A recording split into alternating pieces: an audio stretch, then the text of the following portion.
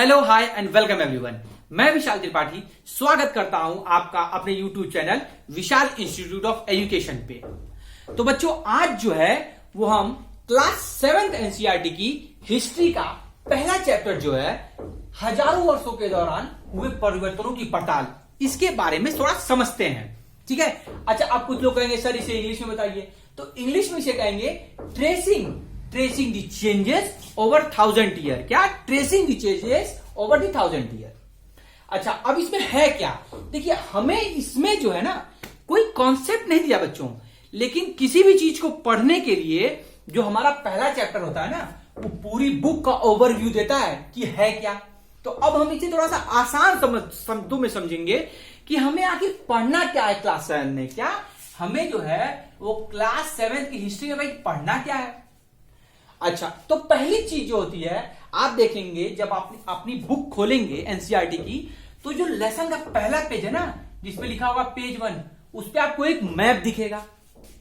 और उसके बाद जब आप पेज 2 करेंगे तो उस पर आपको दूसरा मैप दिखेगा। ठीक है। तो अब हम पहले ये समझते हैं कि आखिर मैप क्यों पढ़ना है, हमें मैप की जरूरत है क्यों बेटा। तो देखो बेटा, समझो पहले, जैसे मान लो आप अपने घर से स्कूल आते हो, आप बस में आते हो या पापा के साथ आते हो या ऑटो से आते हो, तो स्कूल से आपके घर से स्कूल की दूरी जो तय करता है, या आपका बस तय करती है या आपकी ऑटो तय करती है, वो कैसे होती है? क्यों? क्योंकि उस बस वाले को या उस ऑटो वाले को पता है कि स्कूल से बस का रास्ता क्या है। ठीक है। रास्ता नहीं पता होगा तो क्या आप स्कूल पहुंच पाएंगे? नहीं पहुंच पाएंगे। अच्छा, अब ये रास्ता पता कैसे चला? ये रास्ता पता चलता है मैप के थ्रू। ठीक है। तो शुरू में ना बेटा, शुरुआत में मैप बनाए गए ये जानने के लिए कि भाई हमें जाना कहां है, ये पता होना चाहिए हमें कि रास्ता क्या है वहां का, इसलिए मैप बनाए गए। तो अब आपसे कोई पूछेगा ना कि मैप क्यों बनाए गए, तो आप कहेंगे भाई मैप ही तो हमें रास्ता बताते हैं। क्या बताते हैं? मैप हमें रास्ता बताते हैं। तो मैप इसलिए बनाए गए कि हमें यह पता हो कि हमें जहां जाना है उसका रास्ता कैसे जाता है। तो पहली चीज इस चैप्टर में हमें यह समझनी है कि मैप। तो मैप आपको ये समझ में आ गया कि मैप हमें क्यों पढ़ना है, क्योंकि मैप से ही हम जानेंगे कि कहीं भी जाने का रास्ता क्या होता है। अब इस चैप्टर में कई सारी चीजें दी हुई हैं। दूसरी चीज है जो आप लोग भी सोच रहे होंगे कि यहां लिखा हुआ है हजारों वर्षों के दौरान हुए परिवर्तनों की पड़ताल। तो ये हजारों वर्ष है क्या? एक्चुअली बेटा, ये जो वर्ष है ना, यहां पे हम बात कर रहे हैं 700 से लेकर के 1750 ईस्वी तक। ठीक है। अब ईस्वी को आप इंग्लिश में बोलते हो एडी। ठीक है। इसकी बात हो रही है। ये 1000 वर्ष है ना, जो इसमें क्या परिवर्तन आए, और ये परिवर्तन मूलतः हम बात कर रहे हैं इंडिया यानी कि भारत के बारे में। मतलब कि हमारे देश भारत में ये जो टाइम स्पैन है, इसमें क्या परिवर्तन आए, इसके बारे में इस चैप्टर में बताया गया है। कुछ छोटी छोटी चीजें हैं जो हम समझ लेते हैं। जैसे आप पिछले क्लास में मतलब आप क्लास 6 में आपने पढ़ा होगा गुप्त काल के बारे में और भी सारे बारे में। तो देखिए, जो 700 ईस्वी है ना, जब ये शुरुआत होती है तो शुरुआत तो होती है मुस्लिम आक्रमण से। किससे? मुस्लिम आक्रमण से।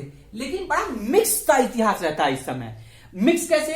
कि देखिए, कुछ मुस्लिम आते हैं, लेकिन ये आक्रांता अटैकर रहते हैं। ये आते हैं, जो भी मतलब सोना जवाहरात पैसे होते हैं वो लूटते हैं और फिर अपने देश वापस चले जाते हैं। मतलब भारत में, जैसे आप अभी आने वाले चैप्टर में मुगल समाज के बारे में पढ़ेंगे या सल्तनत युग के बारे में पढ़ेंगे, तो वो लोग जब आए तो उन्होंने एक साम्राज्य बनाया। लेकिन यहां पे क्या था ना बेटा, यहां पे साम्राज्य नहीं बन रहा था।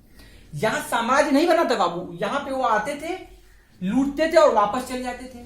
अच्छा, अब इसी के समानांतर इसी समय में भारत में कई और सारे हिंदू राज्य भी थे या और भी थे। तो ये क्या है ना, हमें क्यों पढ़ना है इसे? क्योंकि हमारी हिस्ट्री का, अब ये हम पढ़ रहे हैं modern history, medieval history. Medieval history. तो मिडिवल हिस्ट्री का ना सबसे गोल्डन एरा है ये। रीजन क्या है? यहां पे हम हिंदू धर्म के भी बारे में जानेंगे, हिंदू राजाओं के बारे में भी जानेंगे, मुस्लिम राजाओं के बारे में भी जानेंगे। ठीक है। और कुछ और विदेशी राजाओं के बारे में भी जानेंगे। इसी में ही हम कुछ झलक देख लेंगे अंग्रेजों की। किसकी? अंग्रेजों की झलक हम देख लेंगे। इसी स्पैम में हम देखेंगे अंग्रेजों की भी झलक। इसी में भी हम इसी में हम मराठाओं को भी देखेंगे, मराठा साम्राज्य को भी देखेंगे। ये सारी चीजें आप इसी बुक में आगे पढ़ेंगे। लेकिन यहां हम बात करेंगे मेनली इस 1000 साल के बारे में। तो 1000 साल में क्या है, 700 से 1750। यहां मुस्लिम भी आए, यहां मुगल साम्राज्य जैसा बड़ा साम्राज्य भी आपको देखने को मिलेगा, यहां मराठा जैसा एक विशाल साम्राज्य, लेकिन कुछ समय के लिए उसका प्रभाव वो भी आपको देखने के लिए मिलेगा। अच्छा, अब इस चैप्टर में क्या क्या बुक में हमें देखने के लिए मिलेगा मैंने आपको ये बताया। लेकिन अब कुछ चीजें ऐसी हैं जो इस चैप्टर में आपको दी हुई हैं, जो कुछ टर्मिनोलॉजी है उसके बारे में आप समझते हैं। जैसे इसमें एक आपको टॉपिक, आपको एक चीज दिखेगी, औद्योगिकीकरण। ठीक है, औद्योगिकीकरण। ठीक है बेटा, एक ये टर्म मिलेगा, इसको इंग्लिश में बाबू बोलते हैं इंडस्ट्रियलाइजेशन। इंडस्ट्रियलाइजेशन। अब आप कहोगे सर ये बताइए, ये इस समय इंडस्ट्रियलाइजेशन का क्या मतलब था? बाबू इसका मतलब यहां पे इंडस्ट्रियलाइजेशन का वो नहीं जो आज हम समझते हैं कि नई नई मशीनें लग गई या फैक्ट्रियां लग गई, उससे मतलब नहीं था बेटा।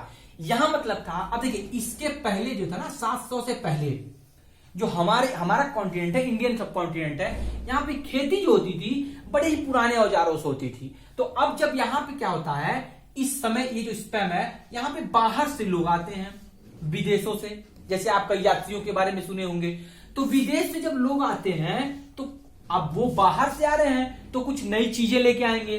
तो जब वो आते हैं यहाँ पे क्या करने के लिए, मेनली व्यापार करने के लिए। किसके लिए आते हैं बेटा, व्यापार करने के लिए। तो जब वो आते हैं तो कुछ नई चीजें आते हैं, जैसे खेती क्यों मान लेते हैं, खेती के लिए बेटा नए नए उपकरण बनते हैं, ठीक है, जिससे खेती सरल होती है। ठीक, और कुछ चीजें जैसे हमारे यहाँ चाय, कॉफी, इसका प्रचलन बढ़ने लगता है। लोग समझते हैं कि भाई चाय कॉफी पिया जाता है, अच्छा होता है, हेल्थ के लिए भी अच्छी होती है और हर चीज के लिए अच्छी होती है। ठीक है, अब एक चीज और यहां पे आप देखेंगे, जैसे आज का समय है, ठीक है, तो अब यहां पे पहले समझेंगे कि चेंज में इंडस्ट्रियलाइजेशन का मतलब आप समझ गए ना। इंडस्ट्रियलाइजेशन मतलब क्या था कि जो बेसिक नीड्स थी एक व्यापारी की, व्यापारी क्या व्यापार करेगा, भाई खेती करेगा तो ही तो कुछ उगा करके व्यापार करेगा, तो उसके लिए इन्होंने नए इक्विपमेंट्स लाए। अब जो ये व्यापार कर सकते थे बाहर विदेशों में, उस चीजों की जो है खेती पर इन्होंने काफी जोर दिया। तो ये सारी चीजें इंडस्ट्रियलाइजेशन में आई हमारे यहाँ। ठीक है, अब इसमें इस चैप्टर में एक आध दो चीजें और हैं। जैसे आप इसमें आप एक टर्म पढ़ेंगे, भाई देखिए पहले क्या था, मान लीजिए आपको आज के डेट में ये एक पेज है, ठीक है, इसकी आपको फोटोकॉपी करानी है, तो आप दुकान पे जाते हैं, 2 रुपए या 1 रुपए जो भी ये पैसा देते हैं और ये फोटोकॉपी प्रिंट आउट होकर मशीन से निकल जाती है। लेकिन क्या इस समय में क्या था, क्या ये नहीं था? तो आप कहोगे कि सर ये बताओ तो फिर फोटोकॉपी कैसे होती थी? बेटा तब ना फोटोकॉपी हाथ से लिख करके होती थी। किसे? हाथ से लिख करके। जिसको फोटोकॉपी करनी होती थी वो मेन ओरिजिनल कॉपी निकालता था और बैठ के उसे लिखता था। क्या करता था? लिखता था। अब आप कहोगे सर लिखता कहां था? तो देखो बेटा ये जो समय था ना 700 से 1750 तक, इस समय लगभग कागज प्रचलित हो चुका था। ठीक है, कागज प्रचलित का मतलब है कागज सस्ता हो चुका था, तो अब लिखावट कागज पे होने लगी थी। ठीक है, तो अब एक चीज और है इसमें हमको पढ़ना है कि लिखावट के बारे में। इस बुक में हमको ये भी पढ़ना है कि कैसे कई सारे अभिलेख लिखे गए। अभिलेख मतलब समझते हो क्या होता है? आप ये पढ़ोगे आगे, बट अभिलेख ये होता है, मान लो मैं राजा हूं, ठीक है, मान लो मैं राजा हूं, अब मैंने क्या क्या किए ये तुम कैसे जानोगे? या 100 साल बाद या 200 साल बाद आने वाले इंसान कैसे जानेंगे?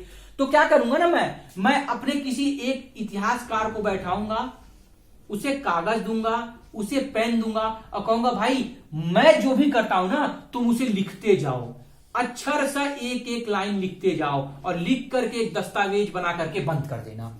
यही हो गया अभिलेख। अब ये दस्तावेज अभिलेख क्यों हुआ? क्योंकि इन्हें लिख करके जगह जगह पे बाबू गाड़ दिया जाता था और एक स्तंभ बना दिया जाता था। ठीक है, एक ऐसे पिलर बना दिया जाता था, जैसे लोग जाने कि यहां क्या रखा हुआ है।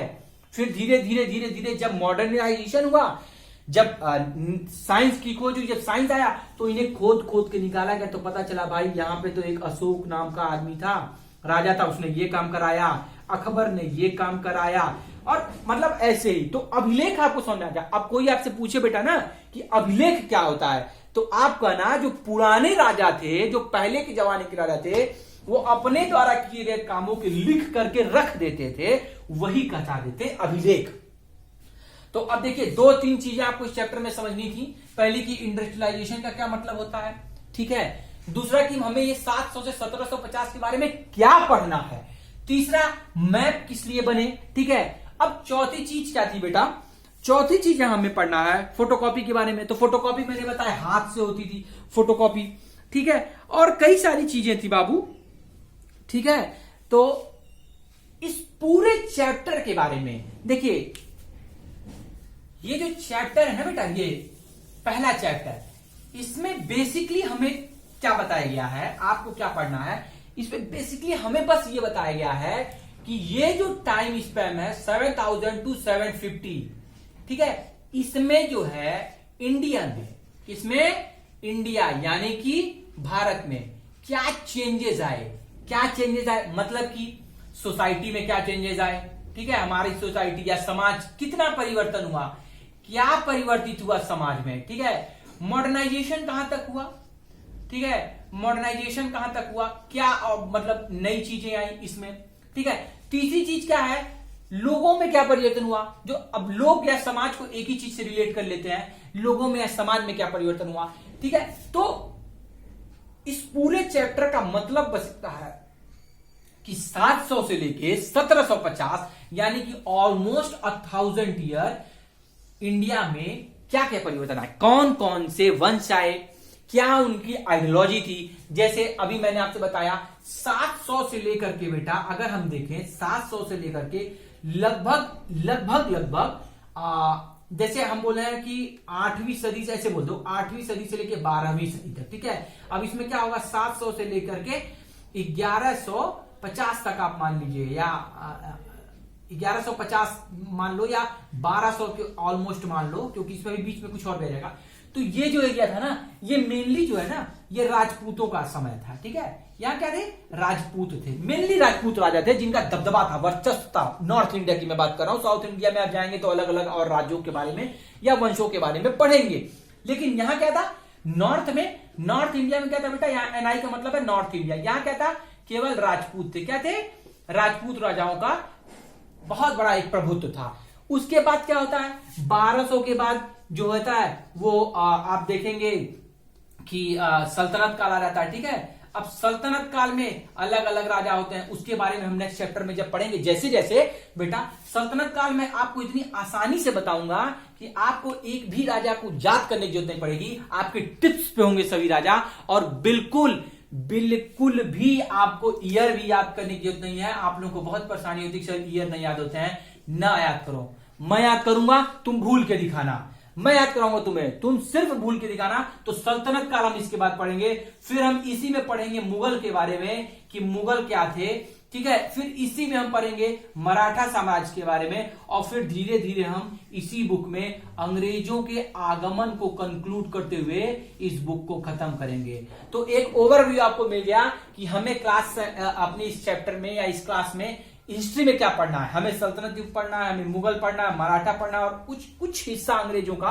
क्योंकि बेटा देखो, अंग्रेज आए तो यहां मुगल के खत्म होने से ही और मराठाओं के खत्म होने से लेकर के यहां से इनका आगमन दिखता है, ठीक है।